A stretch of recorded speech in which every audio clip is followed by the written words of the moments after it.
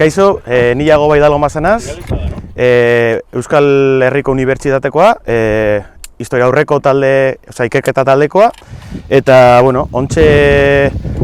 Malmazingo Laguna Karrigorreako elkarteagaz eta Eusko Jaurlaritzak babestutako proiektu bategaz, lortu dugu lehenengo aldietan Malmazinen ikerketa arkeologiko bat garatzea. Bigarren fasea da urtengoa, aurrek urtean hasi ginen holan jabekaz berbetan, lortu genuen permisue, eta hori lortu genuen baimena, pasetako magnetometroa, hau da zundaketa geofisikoak iteko, zantzu honak lortu genituen, eta bueno, berbetan pentsatu genuen bigarren fase bat garatzea, aurtengoa, eta aurtengo fasean gure dugu zundaketa geofisikoak handitu, eta gero beste aldetik baita be, gure dugu Malmazingo aztarnategi hau zehazte edo identifikatzea hobeto kronologiaz. Hori egiteko, egingo dugun,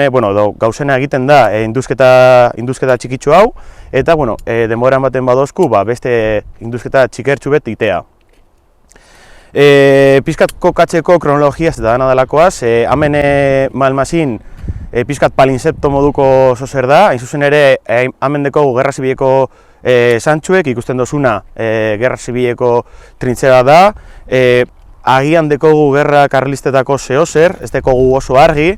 gero baita be gaztelu posible bat, ertarokoa, eta gero baita be erromatarren aurreko zantzuek. Orduen, gure helburu zehatza da, pizkat talude hau da, resi posible honen konposaketa, identifikatzea, zer nolako teknika zinde dauen, eta ea horrek eman aldozkun informazioa identifikatzeko Malmazin kronologia bategaz, eta lortzen dugun materialitate bat, hau da, objektuek kokatzeko zehazkin noz eta zentzutan populatu zan hau, ze kontestutan edo dana delakoa.